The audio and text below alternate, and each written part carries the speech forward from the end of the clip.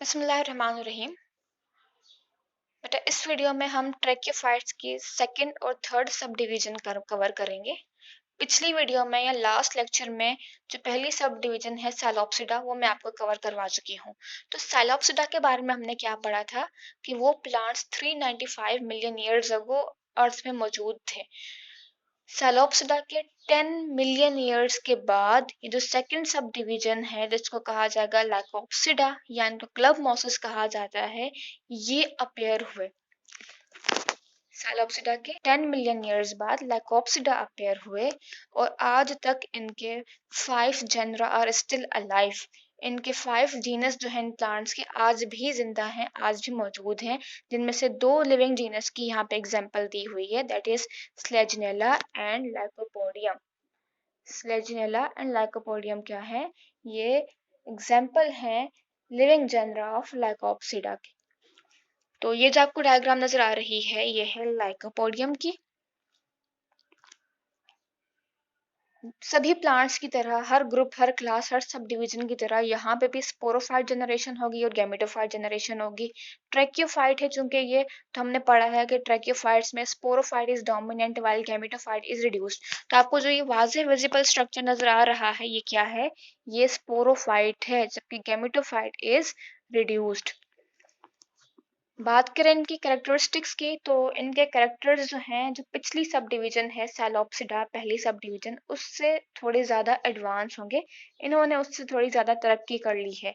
सैलोप्सिडा में आपने देखा था कि सिर्फ ट्रू स्टेम प्रेजेंट है, ट्रू लीव्स और ट्रू रूट्स एब्सेंट थे, जबकि जो ये क्लास है लाइकोप्सिडा इसमें ट्रू रूट्स, ट्रू स्टेम और ट्रू लीव्स तीनों ही मौजूद हैं।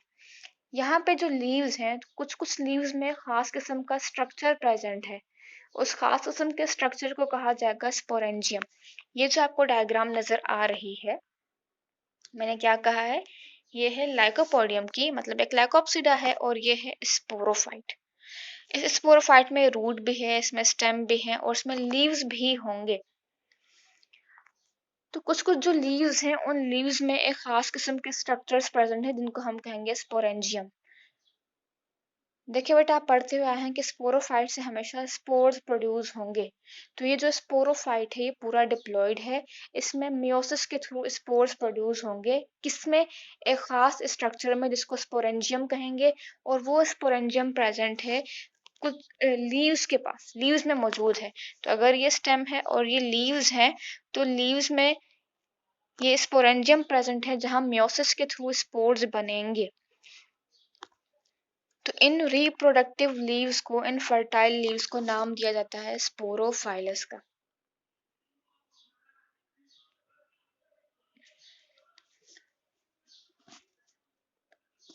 अब बहुत सारे लाइकोप्सिड्स में जो स्पोरोफाइल्स हैं, ये सब मिलके, मतलब ये सारे जो लीव्स हैं जिनमें स्पोरेंजियम मौजूद है, ये मिला के कोन लाइक स्ट्रक्चर बनाते हैं जिसको स्ट्रोबाइलस कहा जाता है।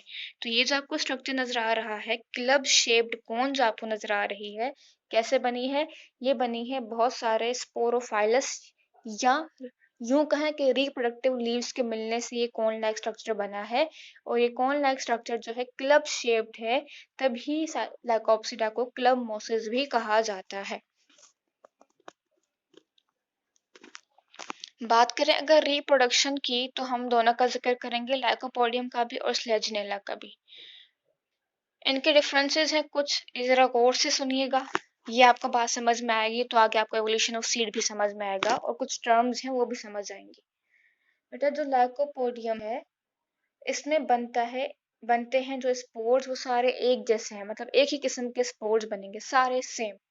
जबकि जो स्लेजिनेला है यहाँ पे 2 तरह के स्पोर्स बनते हैं।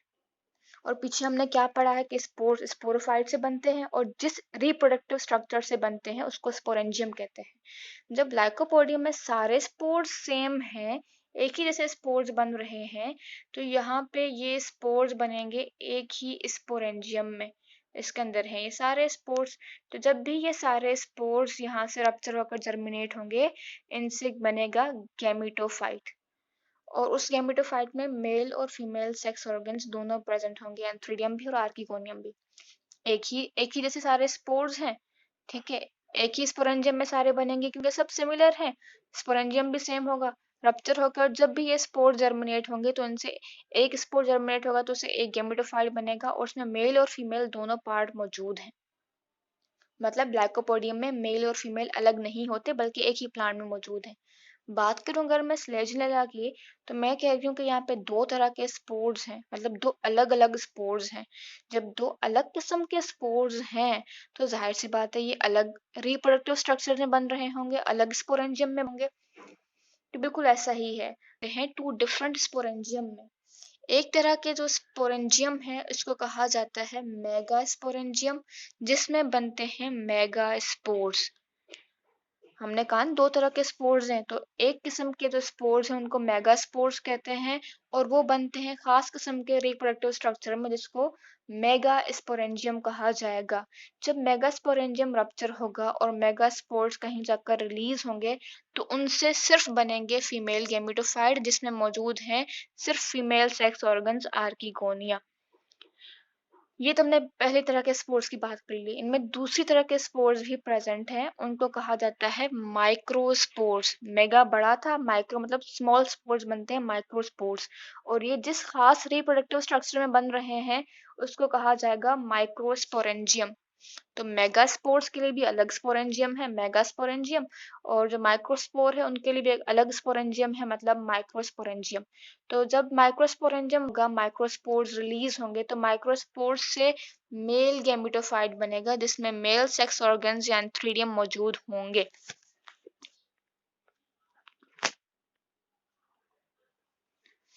तो लाइकोपोडियम में एक ही जैसे स्पोर्स बन रहे थे और एक ही की तरह का गैमेटोफाइट बन रहा था जिसमें मेल प्रेजेंट है। जबकि स्लेजिनेला में दो तरह के स्पोरेंजियम हैं, मेगास्पोरेंजियम, माइक्रोस्पोरेंजियम। मेगास्पोरेंजियम से मेगास्पोर्स बनते हैं जिनसे फीमेल गैमेटोफाइट बनेगा और फीमेल गैमेटोफाइट में एग या ओवम बनता है। बिल्कुल इसी तरह से दूसरे तरह के जो स्पोर्स हैं, स्पोरेंजियम है दैट इज माइक्रोस्पोरेंजियम, जिसमें बनेगा माइक्रोस्पोर और माइक्रोस्पोर से बनेंगे मेल गैमेटोफाइट जिसमें मेल गैमीट्स मतलब स्पर्म्स बनेंगे। लाइकोपोडियम में मेल और फीमेल एक ही गैमेटोफाइट में प्रेजेंट हैं, जबकि स्लेजिनेला में मेल गैमेटोफाइट अलग है और फीमेल गैमेटोफाइट अलग प्लांट पे होगा। ये आपको डायग्राम नजर आ रही है, ये डायग्राम है ये वाली लाइकोपोडियम की, और ये है स्ट्रोबाइलस जो कि एक कॉन शेप या क्लब शेप्ड स्ट्रक्चर है। इसमें अगर आप देखें तो ये जो सारे ये स्ट्रक्चर्स प्रेजेंट हैं ये हैं स्पोरेंजियम। सारे स्पोरेंजियम एक जैसे हैं क्योंकि इन सब में एक ही जैसे स्पोर्स बनेंगे। जब ये स्पोरेंजियम स्पोर्स इन स्पोरेंजियम से रिलीज होंगे तो इनसे एक ही तरह का गैमेटोफाइट बनेगा जिसमें मेल और फीमेल सेक्स ऑर्गन्स दोनों मौजूद हैं। फिर अगर मैं बात करूं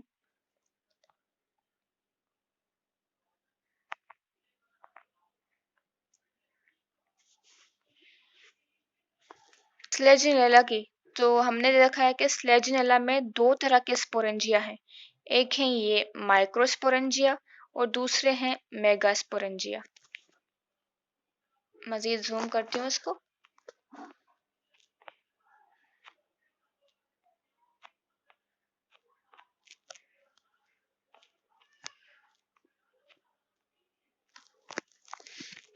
दो तरह के स्पोर्स, माइक्रोस्पोरेंजिया और मेगास्पोरेंजिया।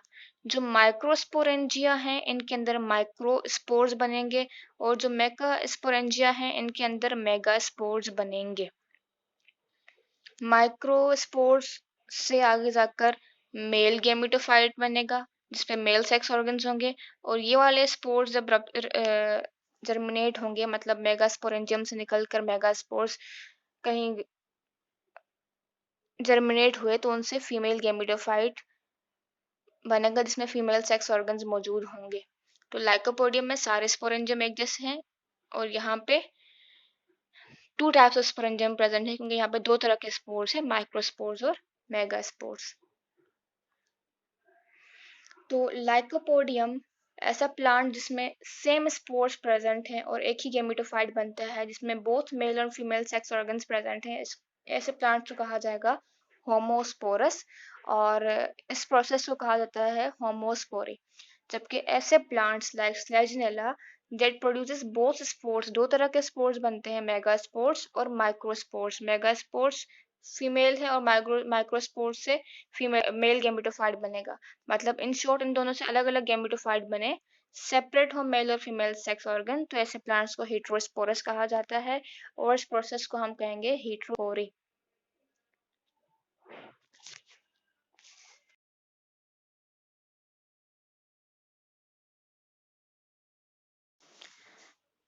बेटा नेक्स्ट, अब एक छोटा सा टॉपिक है evolution of seed. Paper point of view से ये बहुत इंपॉर्टेंट है, ये 3 स्टेप्स भी पूछे जाते हैं। इसके अलावा right and note N evolution of seed भी पूछा जाता है। हमने शुरू में प्लांट्स को देखा कि वो बिल्कुल सिंपल थे, उनके पास रूट स्टेम और लीव्स नहीं थे।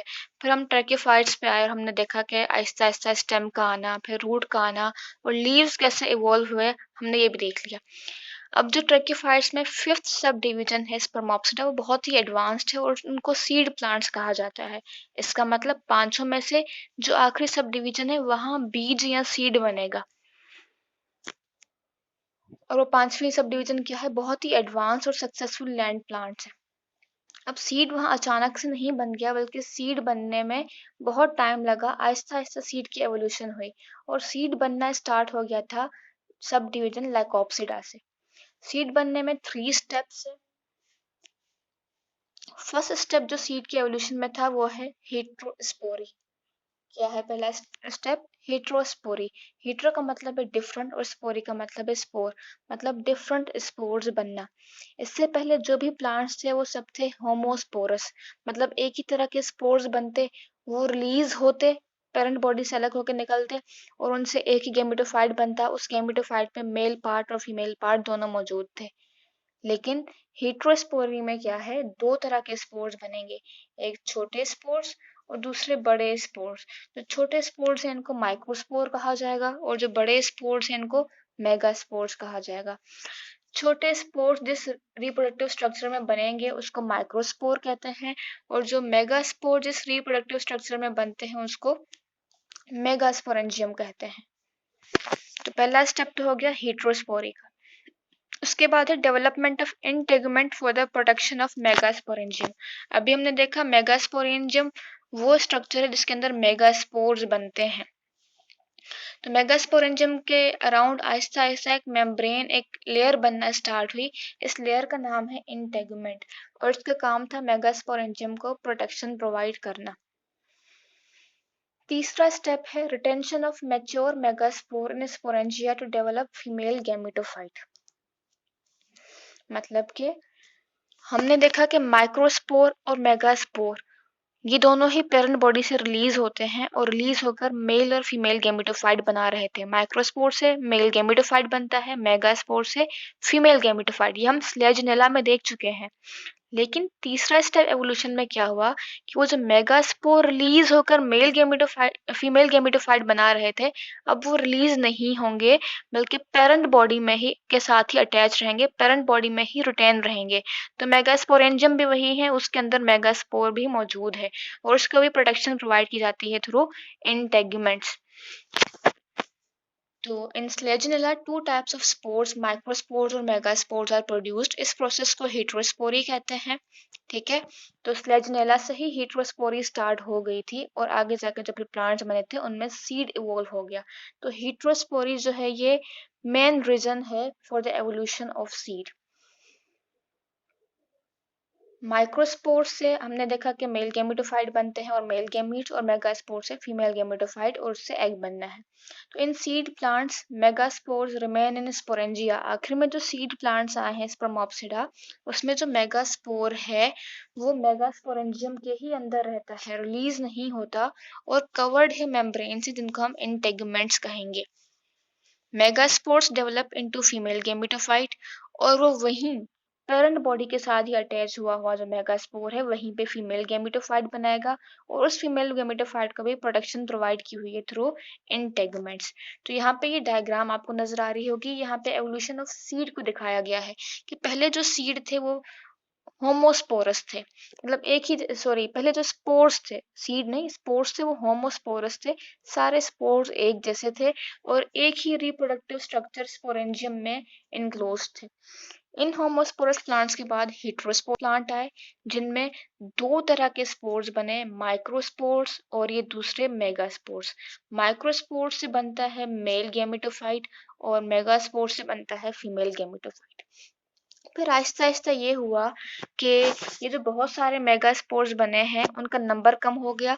अब एक मेगास्पोरेंजियम के अंदर सिर्फ एक ही मेगास्पोर है और ये रिटेन रहता है, इसी के साथ मौजूद रहता है, यहाँ से रिलीज नहीं होता। और ये जो मेगास्पोर है,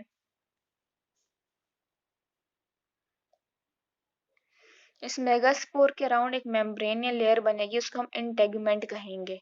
फिर आहिस्ता आहिस्ता होगा ये